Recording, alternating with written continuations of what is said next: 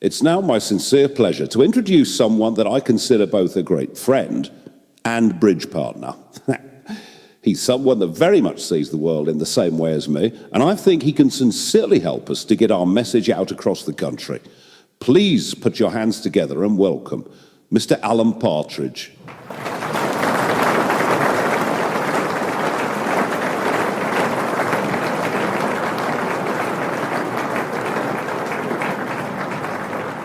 Hello there, ladies and gentlemen, and people in between.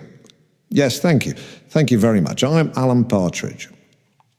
You probably know me from radio, television, a highly successful podcast, and 3 critically acclaimed autobiographies. But today, I'm here on a mission to talk about Reform UK. It's exciting, very exciting. As exciting as the Smiler ride at Alton Towers, but without any implied risk of losing a limb. Firstly, let me say, I have enormous admiration for Nigel Farage, truly. He's a man who says what he means, and he means what he says. He told me last week that he always looked forward to playing bridge with me.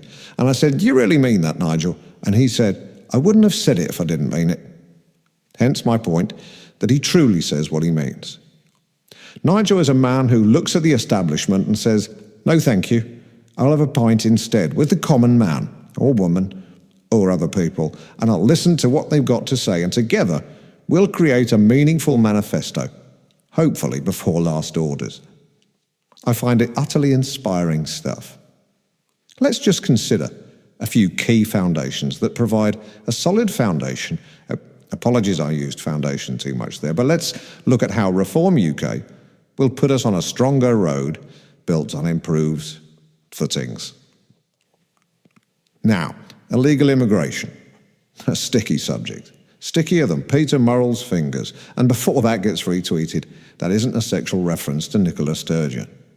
But fear not, Reform UK's plan is fresh, innovative. Think of it like a giant broom, a very big broom, sweeping away untidiness across our borders, gently but firmly, and perhaps with a little bit of diplomacy, like, "Hello, lovely to meet you, but this way, please."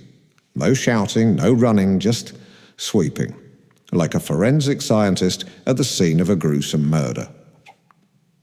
Taxation. Ah, yes, taxes. People say all the time, "Alan, we pay too much tax." And I agree, up to a point.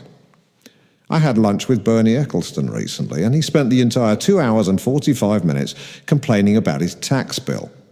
I did point out to Bernie that if he hadn't married and divorced so many times, he'd probably be richer than Ed Sheeran. But eventually he did manage to convince me that good, honest, working entrepreneurs do deserve a bit of a break. And why shouldn't they remarry when they've got tired of looking at the same ageing face? Reform's approach to taxation is simple. Keep the essentials, but reward initiative. If you run a small business and you employ troublesome asylum seekers, you get a modest deduction. If you take the bus instead of one of your cars, small incentive.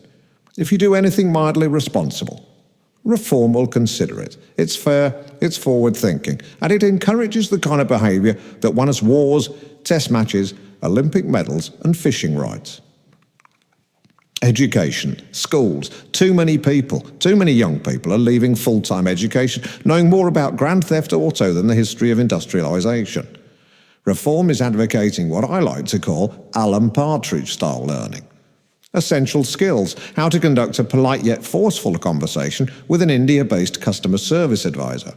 How to negotiate payment with an incompetent builder who didn't follow the basic instructions set out on building regulations. The correct way to clap at a funeral, and yes, also reading and writing and some science, but always with panache.